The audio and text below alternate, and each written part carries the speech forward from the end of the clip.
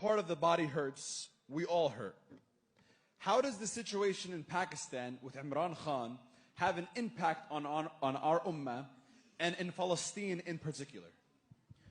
When it comes to Imran Khan, let me be brutally honest. Imran Khan burst onto the scene. And when he gave his speech in the United Nations, he was a wonderfully eloquent advocate for the Muslim causes. In Azerbaijan, secular Azerbaijan, when they liberated Nagorno-Karabakh, Imran Khan's influence was so effective in going beyond the ethnic and nationalist lines that Azerbaijan, in their celebrations, they lifted 3 flags.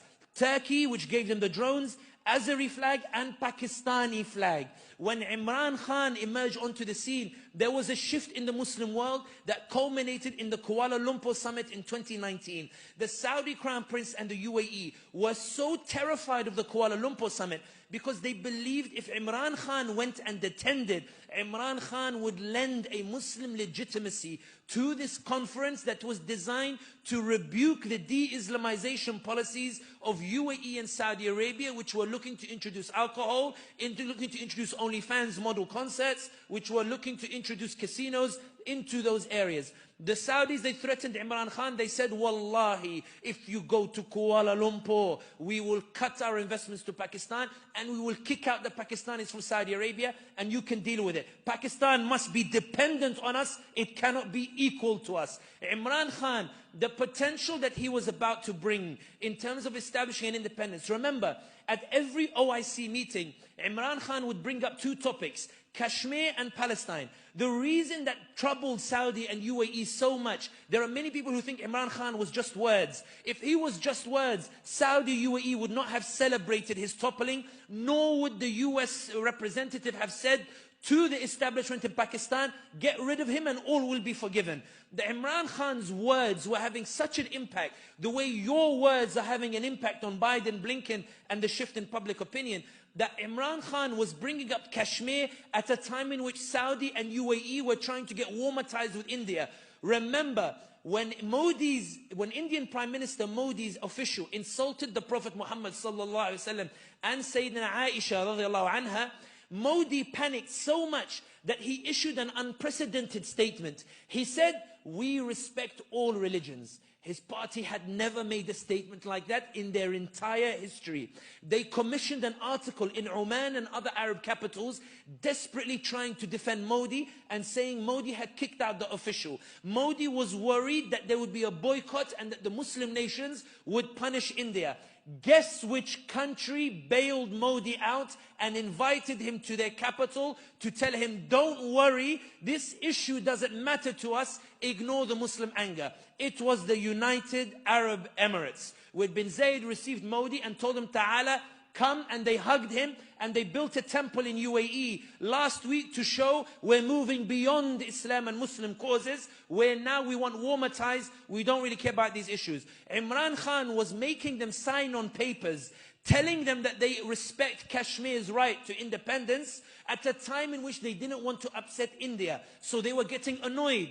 Imran Khan kept bringing up Palestine at the OIC and making Saudi and UAE sign on a commitment to Palestinian liberation at a time in which UAE and Saudi were trying to get close to the Israelis. They told Imran Khan, listen, calm down, bro. I'm trying to get close to India and Israel. Why do you keep bringing up these issues? Why do you keep talking about it? The Saudis were getting them not to talk about it. We brought Iggy Azalea and Shakira and Mariah Carey to get them to forget about Palestine, Kashmir. Why are you bringing it up in the OIC? The UAE said we're building casinos and the like to make them forget about Palestine and Kashmir. Relax, why do you keep talking about it? Take a few million and shush. And Imran Khan said, I'm not going to shush. Then Imran Khan made the greatest crime in Pakistan.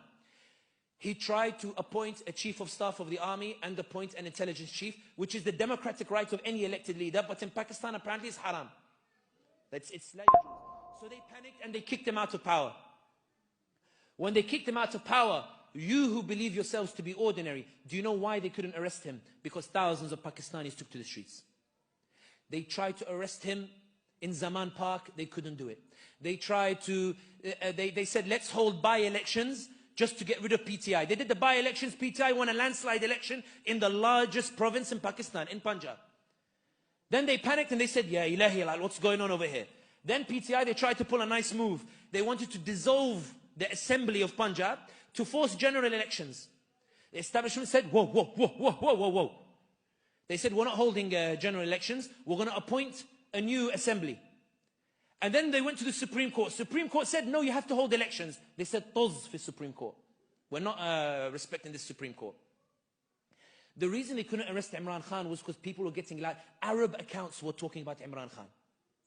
They were raising awareness, saying, dude, what's happening to Imran Khan? He's being attacked only because he's certainly raising the awareness. But ya ibadallah, let me tell you something phenomenal about these Pakistani brothers and why I believe the Ummah is alive. I refuse to believe the Ummah is weak. The establishment spent 2 years preparing to rig the elections to ensure that Imran Khan would be eliminated from the scene and PTI. They got him in prison, they arrested him, because on May 9th, some installations were burnt. Some Pakistanis, they got scared suddenly and they went home. I don't know why, but in any case, it is what it is. They arrested Imran Khan. They threw 250 charges. They found something about his marriage. Apparently the wife didn't wait for an iddah period or something. Something was so ridiculously disgusting, the way they did it. But in any case, they put him in prison. And they tried to rig the elections. But this is the point I was making about social media. When I said earlier that they can shadow ban thousands of accounts, they can't shadow ban millions. They can't shadow ban millions of accounts. They can't shut down millions of voices. Because when they tried to rig the elections, what the Pakistanis did was, they went and voted for independents who are from Imran Khan's party. And they came first. They started rigging in broad daylight. I went to bed and there was somebody leading with like 180,000 votes. I woke up the next morning, they reduced it to 90,000 votes. It was rigging in broad daylight. But they were so clumsy at rigging that even international media came out and said it's clearly a rigged election. The reason I give you this context is, one, please read about what's happening in your ummah. Please learn about what's happening in your ummah. Please start to take an interest in the communities in your ummah. Please learn to talk about your ummah the way you talk about American football or basketball or the like. Please learn about your ummah and learn about it. But also, in my opinion, if Imran Khan was in power, I think there'd be a much louder voice for Palestine. I think if Imran Khan was in power, there would be a greater shift in the Muslim world that Erdogan would be encouraged to pursue as well. So would Malaysia and the like. I think that Imran Khan in those 3 years showed what the potential huge change can happen in the Muslim world. That's why I believe he was toppled. But more than anything else, it's not just about Imran Khan. What we're seeing in Pakistan is a revolution by the people to push back against an establishment, to say to them absolutely clear, Pakistan was not supposed to serve an establishment, it was supposed to serve the Pakistani people. And for those who say, Sami, but all this is just Pakistan, what does it have to do with me? Ibadallah, I'm proof of it. I'm an Arab. The reason I know so much of what's happening in Pakistan, including the fact they kidnapped a guy called Usman Dar for 20 days. And then he pops up after 20 days on TV and says, Imran Khan told me to go burn military installations. So like clumsy the way they did it. Why does an Arab know this? Because Imran Khan's message resonated. Why does an Arab know this? Because Imran Khan made Pakistan relevant to us. Imran Khan showed us a vision where Pakistan is a key part of the Ummah. And I, as a Muslim who resonates with the Ummah, I said, you know what actually, Sumaya, do you think it's worth going to Hanza Valley? Why don't we go visit Islamabad and Karachi? Why don't we go put our money in Pakistan? Imran Khan sounds like he's got some good ideas like to bring the Muslims together. Let's go and support him. We won't go to, Switzerland or the like. Let's go and see what Pakistan is like. He was shifting the way that we thought about Pakistan, shifting the way that we thought about the Ummah. And that's why, ya ibadallah, let no one ever tell you that words don't matter. Let no one ever tell you that symbolism doesn't matter. Let no one ever tell you that words doesn't matter, because it does, because it affects change and it causes a shift that results in a series of consequences, that results in new opportunities. Pakistan now is in a battle. They are desperately trying to make sure that Imran Khan doesn't form a government. They tried to get the two parties who were the beneficiaries of the rigging to form an alliance.